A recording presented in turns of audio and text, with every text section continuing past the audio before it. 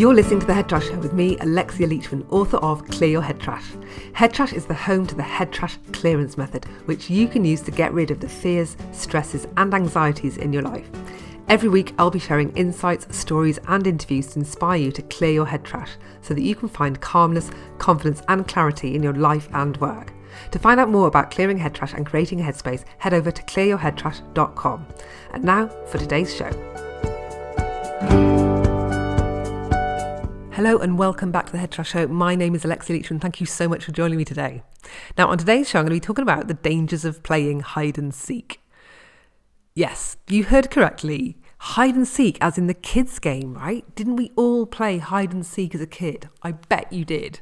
Please tell me you did, because if you didn't, that would be a little bit sad. If you did, and I'm thinking that you did, then I'm sorry to say, but it's possible that your hide and seek shenanigans that you were playing when you were a little child could be responsible for some of the head trash that you're facing today as an adult. Now, that sounds a bit of a crazy statement, doesn't it? But it's true. Now, my kids love playing hide and seek, and my kids absolutely love playing hide and seek, and I'm always being dragged into a game with them. And in fact, one of my funniest memories is playing hide and seek with my daughter. And we used to put a lot of blankets on our sofa in the lounge in winter because it would get, just to help us keep cozy and warm. And one day, me and her hid under the blankets and just basically sat on the sofa and covered ourselves with blankets. And my other half came into the lounge and did not see us hiding under the blankets. And afterwards, we were just like, how did he not see? We were literally right under his nose, like massive lumps under blankets, and he didn't see us. It was just the most hilarious hide and seek memory that I have. But anyway, so if you did want a hide and seek top tip, then I think if I were to give you a top tip, it would be hide in plain sight, where people don't expect you to be. But I'm afraid this podcast is not about the joys of hide and seek. It's actually about the dangers of hide and seek, because playing hide and seek could actually be bad for your mental and emotional health. Now, again, it sounds like a bit of an outlandish claim, so I'm going to have to explain myself. So this is what this podcast is all about. I want to help you to understand why hide and seek can be so damaging to your mental and emotional health if you played it as a child.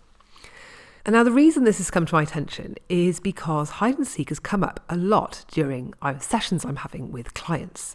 Now that is not because that I'm playing hide and seek with them. No, it's because it's coming up as a thing, right? Now when you're doing head trash clearance, a lot of the time when you're doing a clearance, you are reminded of memories or situations or things that have happened to you that are related to the thing that you're clearing. And sometimes these memories would be long, long forgotten memories that you have literally only just been made aware of again after such a long time. They would have been buried in your subconscious, but they emerge when you're doing clearances. And again, I see this a lot. And so this is what's been happening in the sessions I've been having with my clients. They've been telling me about games of hide and seek when we've been clearing something quite specific. Now, what's interesting is that the things that I'm supporting these clients with, there's a bit of a theme going on with all of these clients. Now, it's actually pretty obvious when you think about it. And once I've told you, you'll go, of course, why didn't I see it sooner? And the reason that you didn't see it sooner is because it was playing hide and seek with you. But I'm not going to tell you straight away. I want to see if you can work this out for yourself. So now I just want to be clear about one thing, and that's this, is that the dangers that I'm referring to don't come from all games of hide and seek. There are only specific types of situations, like hide and seek situations, that I'm referring to here. And so I'm talking about the times where you hid, let's say you might have hidden in a box or cupboard or a laundry basket, and then nobody came to find you. So you were left trapped in a box or a cupboard, wondering if anybody was going to come and find you. Now let's just imagine that you're sitting there in your laundry basket or your cupboard or this large box or behind the curtain or wherever it is that you are, and you're smiling smugly to yourself at your amazing hiding place. And at that point, you could be thinking things like, well, I've got to stay hidden and I can't be seen because those are the rules of the game and I've got to stick to the rules. Or, I don't want to be discovered because I want to win the game. Or the quieter I am, the better, because then I won't be found out. Or I must make myself as small as possible because then it's easier to hide. These are the kind of thoughts that I imagine would be running through your mind. So let's just take a break from the hide and seek game for a minute and to think about, well, what do those thoughts, what is hide and seek teaching us? And so really, when you stop and think about it, they're pretty powerful lessons. And that's the ones I've identified, at least I've got 3 to share with you.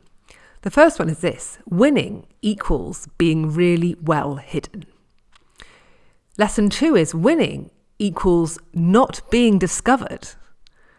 And lesson 3, winning equals being quiet.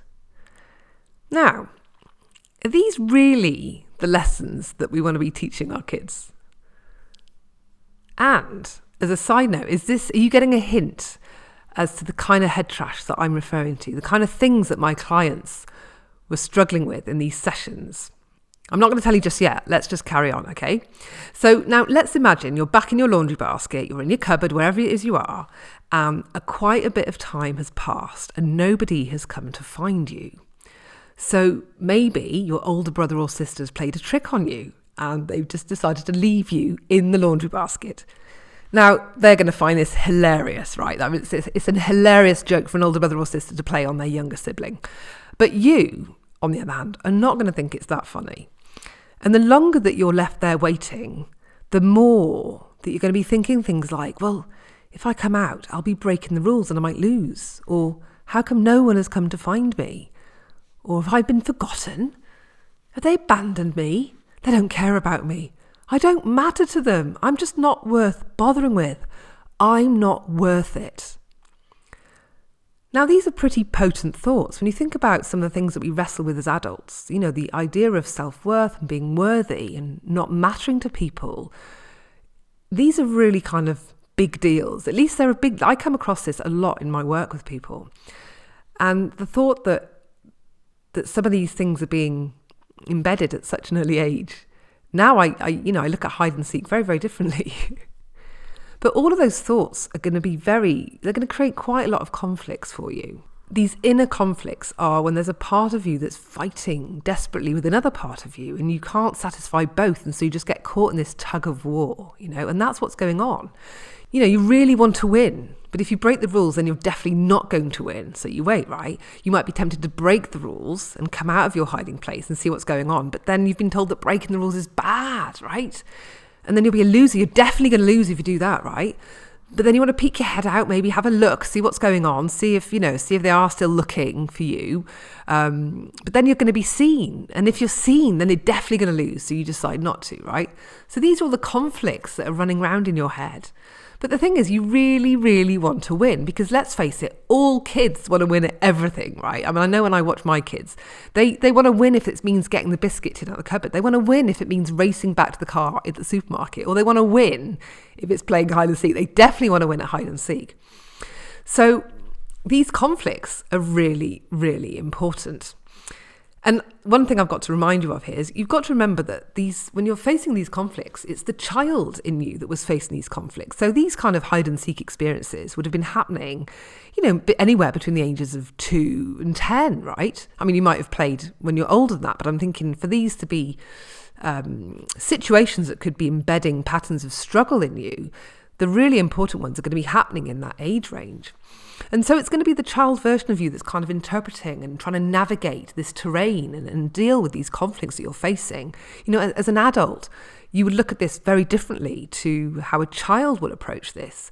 And you've got to remember that children have got much more limited capacity for navigating these conflicts and rules because they're just figuring it all out, aren't they? They're kind of working it out. That's why these games are so great. And so we're dealing with situations that as an adult we deal very differently with than we would have done as a child. But the thing that we can all be sure of in these hide and seek games is that as a child, this would have been a massive deal. You know, we'd have been taking this game very, very seriously indeed. And so these conflicts, these decisions that you would have been grappling with in your head would have been the most important thing that you would have been facing in that moment. And you would have taken it incredibly seriously. And that's the thing about childhood experiences, is that children, because this is their world, these games are their world, and any experience that a child has, because they're so present and they're so, you know, their brains are like sponges, then any experiences that they have are likely to be experienced fully in a way that maybe as an adult, maybe where you're less present in day-to-day life, that maybe you aren't experiencing as fully. And when there's a situation or an event that's accompanied by a high level of emotion or strong level of emotion, then these events are often imprinted within us. And these events might turn out to be quite significant or defining moments for us. But when I say defining moment, again, your adult mind is going to be like, oh, defining moment, that sounds cool. But I don't mean defining moments as in, oh yeah, that day I won the Nobel Peace Prize. I mean, more like, I'll never forget the day that my brother left me in the laundry basket defining, you know? Those are memories that are going to live with you forever. I know that my brother always mentions to me the time that I kicked out his football out into the med on the beach. And he won't let me live that down. He was 4, I was 8, you know, defining moment, there it is. So, we have these experiences as children that we never forget. And even though when we look back at them as adults and think, well, I was just kicking the ball into the sea, who knows how my brother would have interpreted that as a 4-year-old.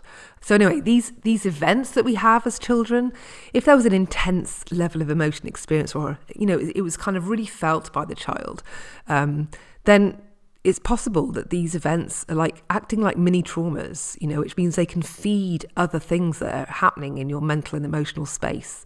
Things like anxiety or fear or your sabotaging patterns. These little mini traumas are almost like food. They kind of keep them locked in and in place and fed. And until you acknowledge the trauma, process the trauma, or heal the trauma, they're going to constantly be feeding things like anxiety and fear and these conflicts that you might be playing out. So getting awareness of them and then clearing them is a really great way to let these events go in terms of the impact that they're having on you today. The thing is, that's not always as simple as it sounds. You know, now if you have clear childhood memories of certain events that have got a slightly negative tinge, you know, like my brother telling me that I kicked his ball out to sea, then, you know, he talks about that still. And so he remembers it. And so we could kind of look at that event and go, yeah, let's just clear that, shall we? Because that's clearly still kicking around, causing you problems. So if you've got any events like that in your mind that you can remember, then the chances are that these events could be the source of some head trash that you're wrestling with as an adult. Now, it might not be immediately obvious what kind of head trash that is or what kind of how that shows up in your life as a struggle today, but they definitely could be playing a part. But here's the kicker, though. You've probably got tons of events like this in your life from your childhood that you no longer remember. And these events are doing the same thing. You could have events in your childhood that are currently playing out as massive patterns of struggle in your life today. And you have no idea. So you're kind of, there's a glitch in your system and you have no idea that the glitch is there, but all you know is that you're not driving straight. There's a reason why you keep driving into a ditch and you can't figure it out. And the reason is probably because of unresolved trauma. So anyway, let's get back to the dangers of hide and seek. So what kind of head trash does hide and seek create then? Have you managed to figure this out? Now, as I said earlier, these games of hide and seek have been coming up a lot lately with the clients I've been working with. The thing that made it really interesting for me, which really kind of put it on my radar, was the fact that I'd been working on a consistent theme with all of these different clients. And it was quite specific in my opinion. The theme that we're working on for everybody was visibility. Now, when I say it, it's so obvious, isn't it? It's like, duh, playing hide and seek is all about not being visible and they're struggling with being visible, right? These clients were all women who wanted to be more visible and seen. They wanted to raise their profile. They wanted to speak up more for what they believe in, stand up for what they believe in, and they want to be heard. So I think it's worth just taking a moment to let that sink in. You know, hide and seek is teaching us to hide and stay hidden. And all of my clients have been struggling with being seen and speaking up. So these lessons that hide and seek have taught them have really been bedded in and just fixed. They've been fixed into the way that they behave, fixed into the way that they're thinking. And yet these patterns were sort of embedded in place when they were 3, 4, 5. Now, useful when you're a 3-year-old, a 4-year-old or a 5-year-old, but not very useful when you're trying to build your profile as an ambitious woman within her own business, or somebody who simply wants to stand up for her rights and what she wants to do in her life, right? Not helpful at all. And so these games of hide and seek that they have got memories of, all of them had a sibling that played a joke on them. And this strong desire that they had at the time to be hidden and quiet had just embedded itself and created this lifelong pattern of struggle for them. Now, I just want to talk a little bit about the conflicts, because let's go back to these conflicts that were created by these games of hide and seek. These conflicts that I mentioned are going to be running these patterns of behaviour silently in the background, sabotaging them whenever any incidents of being heard or being seen confronts them. But they're not going to realise that they're doing it, because for them, being quiet or hidden is winning.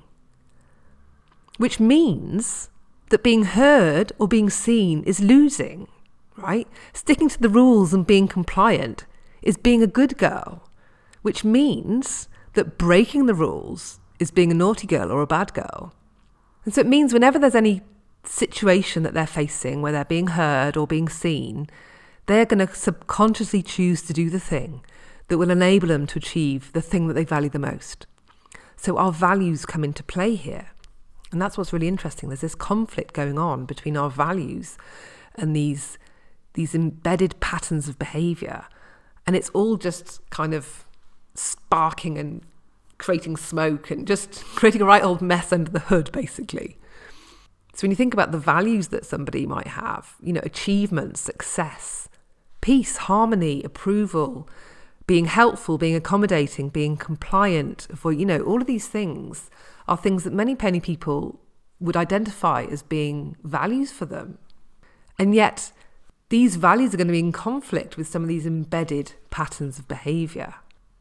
Now, these conflicts are familiar territory for women that suffer with the toxic side effects of kindness or being nice.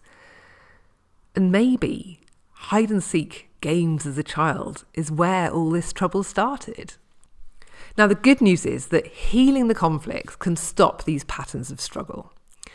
But the thing is, it's knowing that if there's a trauma in place, even a mini trauma, a little memory like this, like being left in the laundry basket, if you've got one of those that's hiding in your emotional system, then it's just going to be kind of getting in the way of you really fully being able to let go of all of this head trash, right? So what you really want to do is you want to heal these conflicts and then get rid of any traumas that are kicking about. And thankfully, all of that is really easy to do with head trash clearance. Now, if you want to find out more about head trash clearance, I've got other podcast episodes that talk more about that. And there's plenty more information on the clearyourheadtrash.com website. But the headline is this: the head trash clearance method is in the book, Clear Your Head Trash, and you get everything you need in the book to be able to clear your head trash quickly and easily. And when you are clearing your head trash, the first thing you do is identify your head trash clearance to-do list. And these are basically your clearance items, the things that you need to clear to get rid of your head trash.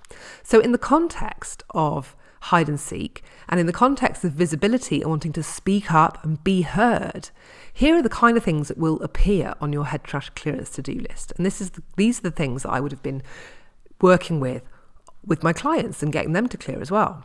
So things like being seen or being visible, the language here is really key.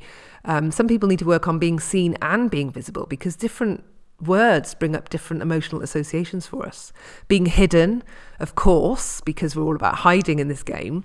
Being loud versus being quiet, because obviously you're trying to stay as quiet as possible so that they don't hear you. But being small, because you're trying to be small, which means you're not trying to be big. And a lot of women come to me today because they're worried they're playing small, they're not being big enough, or being big is something that they feel bad about. So this being small versus being big is actually quite an important one to clear. Then, of course, winning and losing.